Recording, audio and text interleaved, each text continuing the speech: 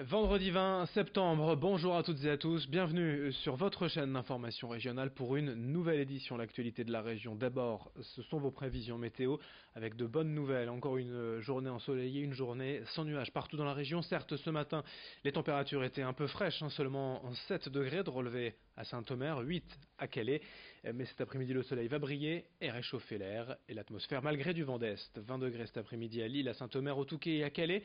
19 degrés à Boulogne et à Dunkerque. Demain, samedi, également du soleil. Dimanche, ce sera peut-être un peu plus perturbé. Les prévisions météo complètes, bien sûr, après ce journal.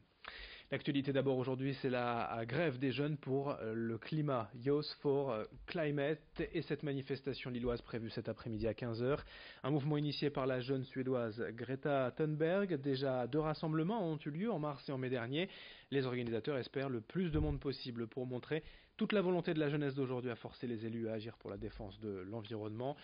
En France et dans le monde, d'autres manifestations sont prévues. C'est la grève pour le futur, annonce Charlotte et Nestor, deux des étudiants porteurs du mouvement Youth for Climate, au micro de Vincent Vieillard. Je pense pas que ça soit aux jeunes de le faire, c'est juste que notre avenir il est beaucoup plus impacté. On est jeunes et on a encore beaucoup devant nous. Donc si là en 2030 ou en 2050 la société s'effondre, bah nous on aura quoi? Moi qui ai 18 ans, j'en aurai 50. Donc, en fait, on est un peu la dernière génération qui puisse prendre le problème parce qu'après c'est trop tard. Donc si c'est pas nous, c'est personne. Selon l'Observatoire régional de l'agriculture biologique, les Hauts-de-France comptent de plus en plus de fermes bio, 155 conversions ou installations cette année dans la région, soit 15% de hausse en un an, pour un total désormais de 1003 fermes biologiques. Pour beaucoup, c'est une véritable remise en question, une réflexion de longue date, mais aussi un challenge technique. Pour la conversion, les agriculteurs peuvent certes compter sur le soutien de divers organismes, mais du point de vue financier, les aides bien souvent sont longues à arriver.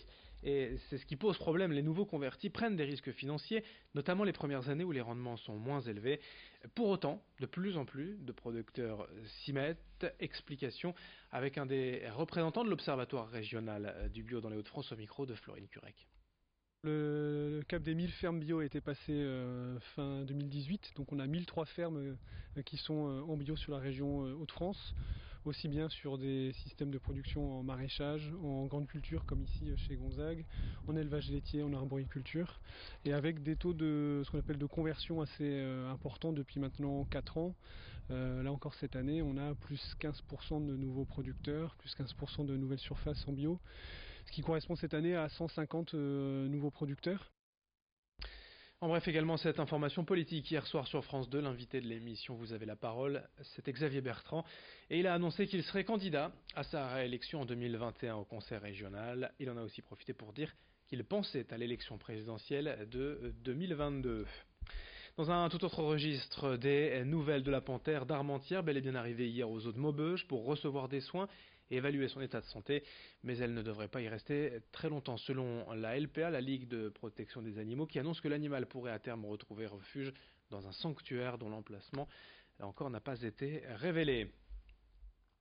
Dans ce journal, l'actualité économique et industrielle, avec une question: comment recycler les vêtements usagés, les textiles qui ne servent plus et les fibres coton? C'est une question majeure ici dans la région, liée historiquement à l'industrie textile, car aujourd'hui, tout de même, près de 2/3 des vêtements sont mis en décharge, ce qui représente près de 600 000 tonnes par an.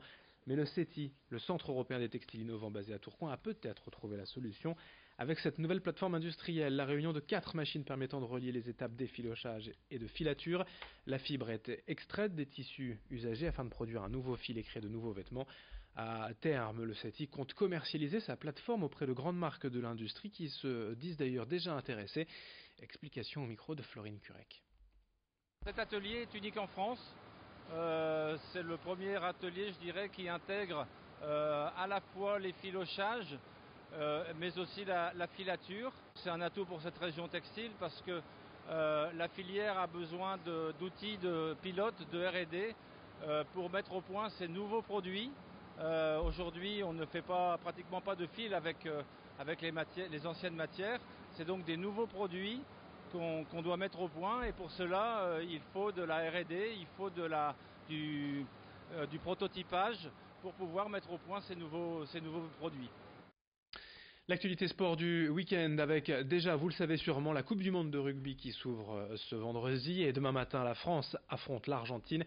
Si vous souhaitez suivre du rugby de haut niveau en Fédéral 2, l'Olympique Marc Rugby reçoit dimanche à 15h le club de Plaisir Rugby Club, c'est au stadium de Villeneuve-d'Ascq. Dans le même temps, en Ligue 1, en football, le LOSC se déplace à Rennes ce dimanche, donc à 15h. En football, dès ce vendredi soir, 2 matchs au programme pour les clubs de national sur le littoral. Dunkerque reçoit à Pau.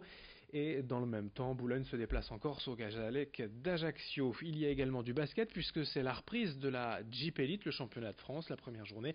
Le SSM joue ce soir à Dijon, le BCM demain à Monaco. 2 déplacements pour entamer cette saison et beaucoup de questions et d'inquiétudes tout de même pour les clubs du littoral. On termine avec le concert Mona FM de la Fête des Nieux, la Armentières. Il y a quelques jours, avec plusieurs stars, plusieurs artistes, Chimène Badi, vous l'avez vu, mais aussi Larousseau, le collectif Métissé, Jean-Baptiste Guégan, le sosie vocal de Johnny Hallyday, d'autres encore sur la scène d'Armentières, un concert capté par nos équipes et Mona FM que l'on vous propose ce week-end, samedi et dimanche à 15h et à 21h. Voici tout de suite un petit extrait. Mona FM, plus de live.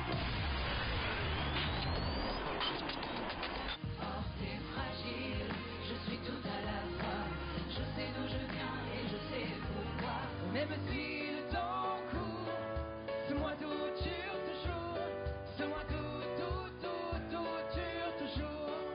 Tu oublieras ton attente, impatiente, accrocheur. Le premier rendez-vous, la soif, je t'ai. Dans mon moulin, je suis dans mon moulin, je suis dans mon moulin, je suis dans mon moulin, Laisse tomber tes problèmes.